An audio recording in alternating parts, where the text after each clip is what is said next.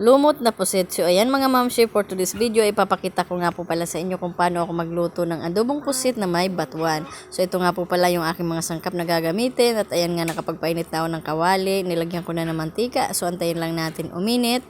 And then mga mamshi, sinabay ko na rin yung aking pagsasaing. Ganyan nga tayo mga mami, no? Kailangan sabay-sabay para tayo mga robot. So, ito na, dahil mainit na yung mantika, nilagay ko na yung sibuyas, bawang, tsaka luya. So, ayan, igigisa lang natin maigi. Antayin natin lumabas yung katas ng sibuyas, bawang, tsaka luya. Alam nyo yung pagka mabango-bango na, tsaka brownish na siya. So, pwede na yun.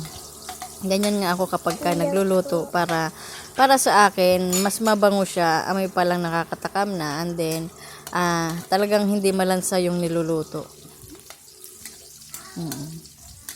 Ganon ang sekreto.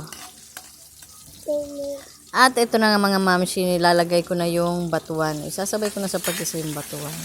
Sa mga nakakakilala ng batuan, sa amin po sa Masbate, usually ginagamit siya sa mga may sabaw, sa mga sinigang, tinola, ganyan. At alam nyo ba mga mamshi, yung batuan ay maraming good benefits. At ayan nga mga mamshi, nilagay ko na yung lumot na pusit. Ang ginawa ko nga po pala sa pusit, ay nilinis ko ng maigi. Tinanggalan ko ng balat. At ayan, hiniwa-hiwa ko. Tinanggal ko yung balat para hindi matigas pag niluto. Paano masabi? Siyempre, alam ko yung kasi ako yung nagluluto eh.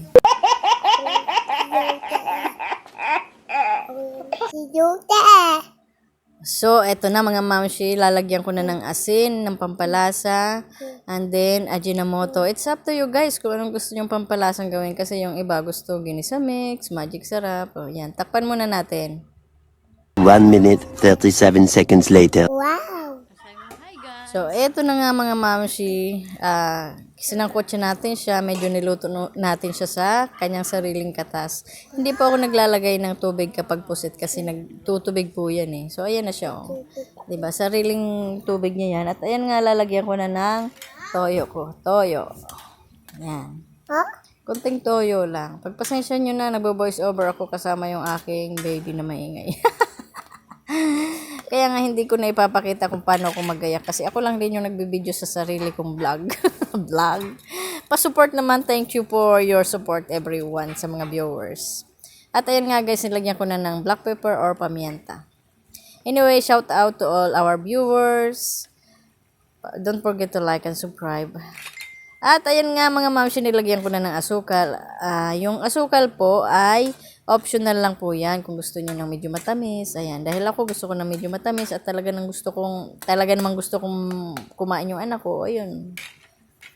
Nilagyan ko ng asukal. So, ayan, takpan muna natin.